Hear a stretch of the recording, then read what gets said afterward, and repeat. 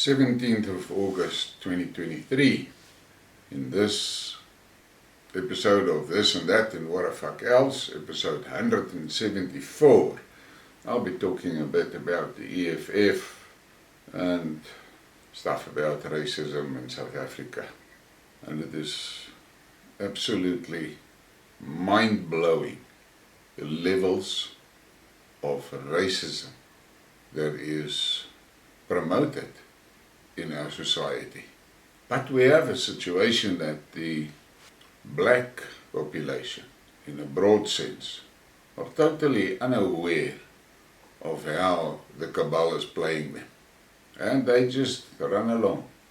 Meanwhile, they're running along to their own demise.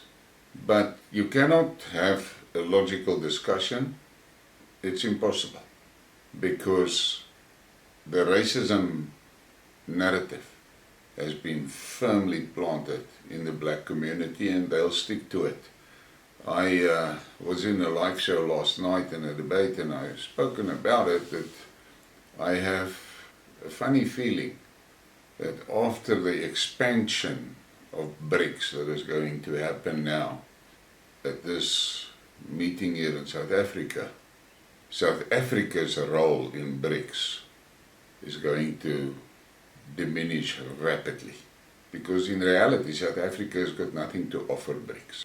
The only thing of value that South Africa has for BRICS is the Cape Sea route. The country cannot really contribute to the markets in BRICS, because all we have at this point in time that is still functioning is the farmers, and they do have produce to export. But industrially we're broken. The industrial base has been effectively destroyed. And then this morning I was in a debate where the guy is actually in flat denial of the existence of BEE and affirmative action and of the negative impact that BEE and affirmative action has had on our country. I was stunned. But that is what it is, and that is what we are dealing with. They do not understand that the destruction of the industrial base is all part of a plan. That's why we've got 43% unemployment. But the unemployment figures doesn't bother them. They're happy. They don't care about that. And they just go into the streets and they burn more buildings and destroy more infrastructure, and that's it.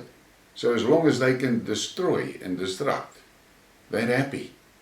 The problem is, the other BRICS members are in building processes, and they look at this destruction, and they cannot understand how it can be validated.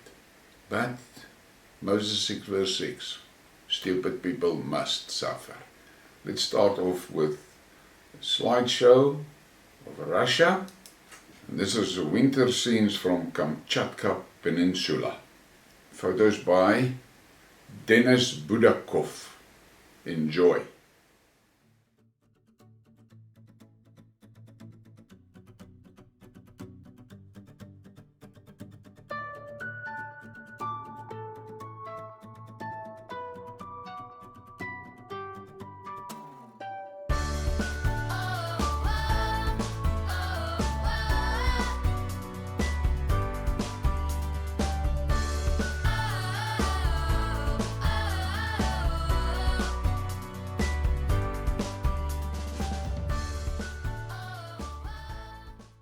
That is amazing scenery.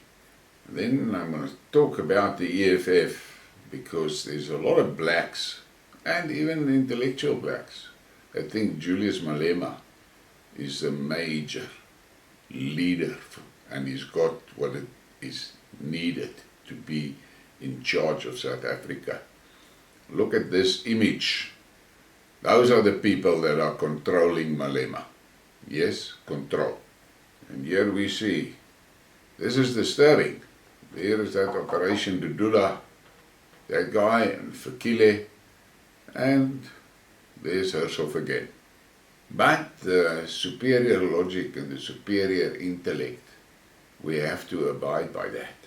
And here's another shot, and that is the guy that is actually pulling malema's strings.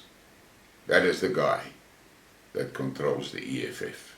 And then Sir Kabona Alfred, he wasn't kind lately on Twitter, and he is really stirring up the hornet's nest and the racists in his feeds is absolutely mind-blowing at stages. And Kabona Alfred says, EFF, white farmers don't want to return the stolen land to the indigenous people of South Africa, so we're going to take the land by force. Russia, let the white farmers from South Africa come to farm here anytime they want, and we'll make space for them. We will supply South Africa with food.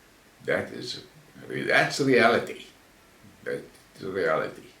Then this is on the energy side, just some interesting things. It gives you, it's a table with uranium production from mines. And there you can see Niger, I've given it a red spot. It's fairly high. But the biggest producer is Kazakhstan. And then we look at this. This is now African cities, and it goes factors such as air and water pollution, garbage disposal, cleanliness, noise and light pollution, green spaces and comfort in relation to pollution. The 10 most polluted cities on the African continent for 2023 are listed as follows. Cairo is number 1, the dirtiest, and Pretoria is number 10 on that list, and Joburg is just in front of Pretoria. So out of the top 10 polluted cities in Africa, South Africa is the proud owner of spot number 9 and 10. And then this is just some info. This, while they pose as the paragons of human rights and international law, look at all these countries that the US has bombed since World War II. It is scary. And that's the reality, and people need to understand. The Americans do not realize how hated they have become in the world. Because of things like this, they've killed millions and millions of people. They've destroyed countries. They do that. But payback is a bitch. And then we get back to Julius. This is just a reminder. This is the guy that a lot of blacks see as the future president of South Africa. And then you look at this senior certificate of his has been posted many times. But look at the realities there. Look at the symbols. His first language, he gets an E. His second language, Afrikaans, he also gets an E. He gets a C for English. But for geography, he gets a F. History, he gets a D. Woodworking, he gets a GG. Imagine that. And for mathematics, he gets an H. But we all know, when it comes to maths, Julius is not the sharpest knife in the drawer. And then we get to this meme. And this is something that we should take note of. In reality, they're not after you, they're after me. You need to be in the way. And I feel sorry for that little girl, because there's a lot of parents that are totally unwilling, incapable, and unable to protect their children. Actually unwilling, because they don't care about their children. They just follow the narrative. And then this one is quite important, seeing where the heat that is building up in Western Africa, the old Francophone countries. This is something that should be taken note of, but it seems to me that the African bloc has decided they're not going to join this fight. Here's that Frenchman seeking up the ECOWAS soldiers to go and fight in Niger. And then we get this one. And this one is something that you should think about. You really have to be stupid or be hypnotized by a leftist ideology to believe that those who build this, and look at those buildings there at the top, will be enriched by those who build this. And this is a reflection of this mixing of cultures. That's the truth, and that's the reality. Then we get this from Wanjuru Nyoya. That guy, he doesn't pull the punches on Twitter. And there was an article blog, the silence about black slavery in the Arab world. And then Wanjura says, and oh boy, did they ever do a long list of things that everyone blames only the whites for? Invading other countries, cultural appropriation, genocides, and of course slavery. Yet nobody ever accuses the Arabs of Arab supremacy or demands reparations. Think about that and ask yourself why. And then there was this, I received this, somebody posted an open letter to Cyril apparently. What about the barbaric killings of your own people, putting tires around their bodies, pouring petrol and or spirits inside the tires and burning these people alive, looking on laughing while your own people are screaming for help while they die? Is this human? No, Mr. President, our forefathers seem to be proven right. Your breeders seemingly and can be proven to be doing inhumane things when left alone. Prove this wrong. Does a true democratic society kill one another, steal the state-owned entities that belong to the people as if it is not theft? Why do you condone breaking, thieving, killing by no good monstrous villains that do not give a damn about the people whose property it includes SOEs, which is your basic responsibility to protect? You seem to talk war towards the people because since you and your party have ruled, South Africa is in a state of getting poorer and poorer, whilst you and your ANC friends are getting richer and richer, eating all the best of this country and its people. Why should politics condone people that are not educated for the job they are doing, rule and break down the economy of South Africa? Or am I going crazy? Or am I wrong? I think that's very valid. And then there's this from WH. The Bantu civilization cannot compete with Europeans in a free market economy. They just can't. Not on any level, in any industry. It's just an unfortunate fact of nature. They can only extort, and they've become really good at it. But it's up to us when the extortion ends. And I think he has a point. And then we have this. Signs of victim mentality. They are constantly blaming other people or situations for feeling miserable. 2. They possess a life against me philosophy. 3. They think others are purposefully trying to hurt them. 4. They are cynical or pessimistic. 5.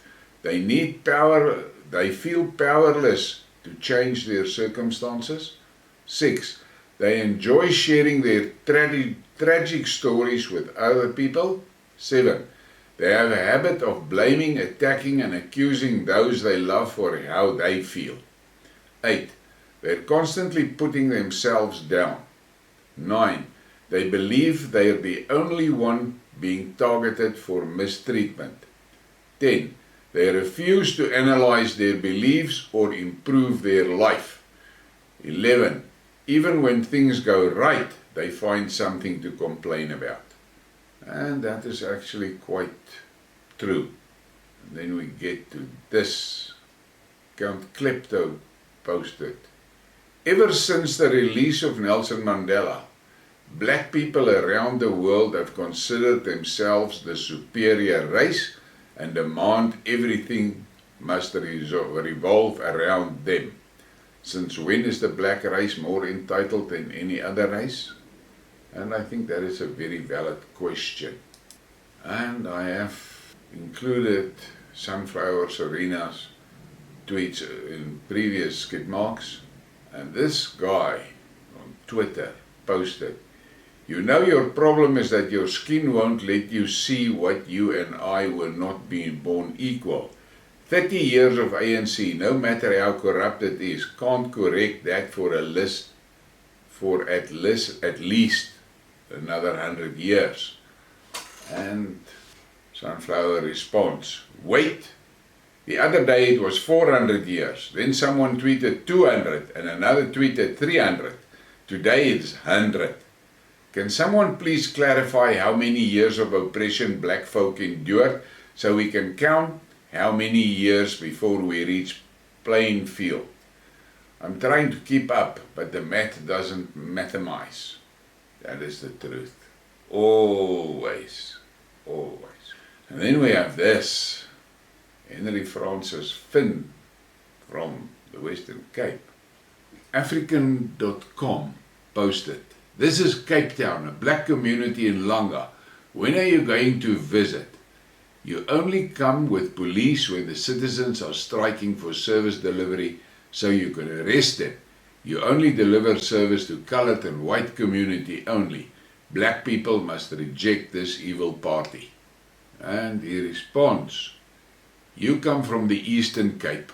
Build a shack anywhere you find open land, throw trash everywhere and then expect colors and whites to provide you with services for free. Black arrogance is real." And that is the truth. And there was a story from Malema that the mines are doing nothing for the communities. An RSA individual posted, "Most of South African mining companies are black owned. Why aren't they giving back to the community and developing infrastructure and housing for the fellow black South Africans?" And here's a list of all the mines. And it shows you white or Indian CEO and black or Chinese CEO. Look at that list. That is scary. But in any case, they will keep on bitching. Nothing will satisfy them. But total collapse and total destruction of South Africa. Then they'll be happy. There must be nothing. Nothing. Nothing. Roman Kabanak posted this, tweeted this. "Very good friend just returned from a business trip to Russia. He says, Moscow is clean, calm and safe. Lots of charities for soldiers, fundraising in public. Average Russian thinks Putin is too cautious. They want to start bombing Poland. Everything is digitized, from payment systems to traffic offences. Train stations look like museums. 1/3 of the price of the rest of Europe, on par with South African prices for most things. All in all, he wants to return." Well, and you should have seen the responses on. But that's the facts, and that's the reality of South Africa. If you bring facts, they go bananas. And Mike van der Wee posted, "Between 1917 and 1933, the Soviets expropriated land from the kulaks, mostly farmers, in a redistribution of land campaign, and the kulaks salvaged and took off the lands everything they could before handing it over. What followed was a Soviet famine where 8.7 million people died." And I included this in response to this thing of Malema and obviously Cyril condoning it, of killing the farmers and killing the boere. And I saw in one of the think tanks somebody proposed a massive state farms projects. And I said to him, it failed in Russia, it failed in China. Why the fuck do you want to do it now? Yeah, lots of clever answers. And then this guy posted this. "Het my herinner toe sanksies teen RSA toegepas was. Geen olie, toe maak ons brandstof uit steenkool. Geen medikasie, toe plant Chris Barnard harte oor. Een mil hospitaal word beskou as die beste ter wêreld. Geen wapens, toe reverse engineer Littleton Engineering, die Galil, en ons word een van die beste weermagte ter wêreld. Krygor op sy beste. Iskor druk ambagsmanne uit wat skrik vir niks. So ook Olifantsfontein. Tekstielindustrie boom. Die exchange rate was 2 USD vir 1 Suid-Afrikaanse rand. Vandag weer, 'n fitter weet nie waar 45 grade op 'n square sit nie. Weet nie eers wat pi is nie. Well, that's the reality. That's how South Africa under whites handled sanctions. And the black South Africans, total freedom, destroying South Africa. And it reminds me of that Chris Christopherson song, in which he says, freedom is just another word for nothing left to lose, but it is free. That is true. Some of the results of Western sanctions on Moscow: Russia overtaking Germany as the fifth economy in terms of GDP, Russia first mission to the moon since 1976, Russian employment reaching historic low due to drastic growth of industrial domestic production. That is what sanctions did to Russia. And South Africa responded similarly like that under the apartheid regime. But now this black regime, they're too clever. And then more from RSA individual. The Natives Land Act of 1913 was implemented to reduce conflict between the Boers and the Zulus. They've been fighting each other since 1830. That's 80 years of war. The act prevented black people from buying land outside homelands. It wasn't a total ban of land ownership. And I saw a guy talking on one of the black talk shows in which he said, they're talking nonsense about apartheid.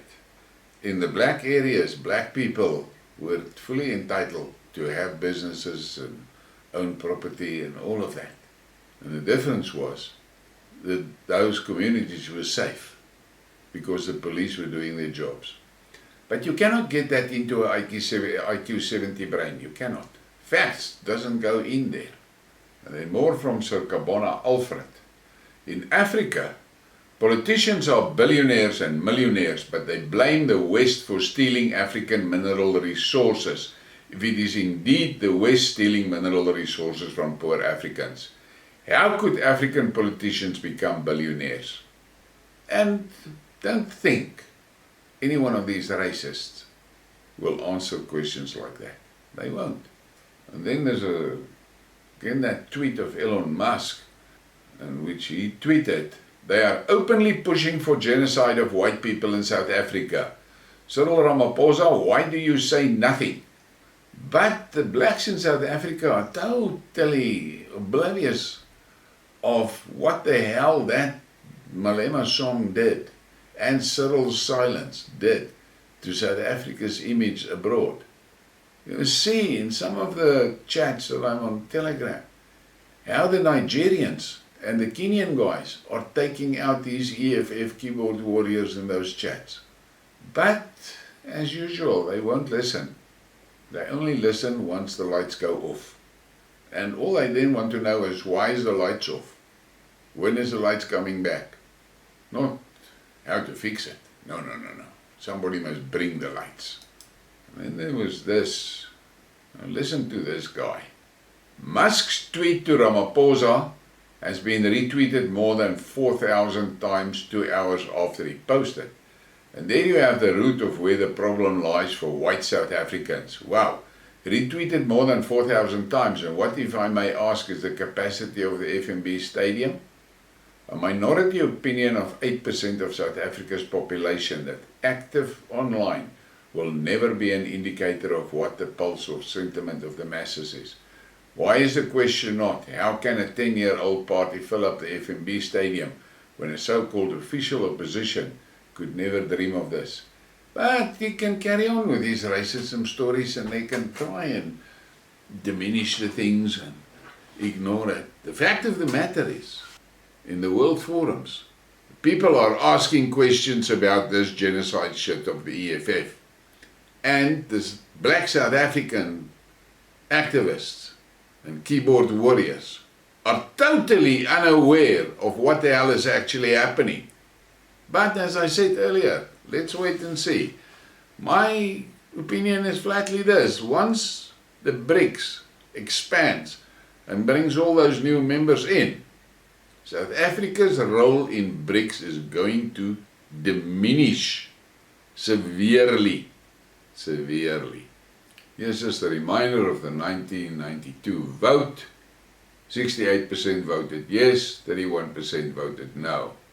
But that's history. And then we get to this, and it's about the taxi thing. Few questions for Santaco Taxi Association. Why operate without permits? Why allow unlicensed drivers to transport passengers? Why allow unroadworthy vehicles on the roads? Why allow drivers to endanger the lives of other road users? Last one. What are you crying about? But you won't get answers to these questions. Then we get to Herman Mashaba and Action SA. Action SA is proud to associate with all South Africans committed to the advancement of all our people. We will not associate with looters and anarchists determined to divide us along racial lines. Now that is big words from him, but he himself, at times, can be quite a racist. And then you see that he's now with the AfriForum guys and so forth. My bottom line question, always the same. What is the connection between this party and the XXX cabal? And then we get to this, Sir Kabona Alfred again. A farmer in South Africa chose to kill all his animals when forced to hand over his farm to the government. Stealing of white people's property has started in South Africa. And it shows this farm. It was obviously a game farm. The guy was breeding game. And it was expropriated and he killed all the game. Sad. And then we get to the back page. And now I just want to mention there was somebody that made a comment and said, I must first stop swearing. And secondly, I must zip up my pants. And then she can follow my channel. And you can imagine what my response was. Now, for those that are sensitive, you can now stop looking because now is the back page and this back page is for the men. I do this for the guys, just to show those gender confused people that there are men in society that actually appreciate and know what a woman is. Enjoy.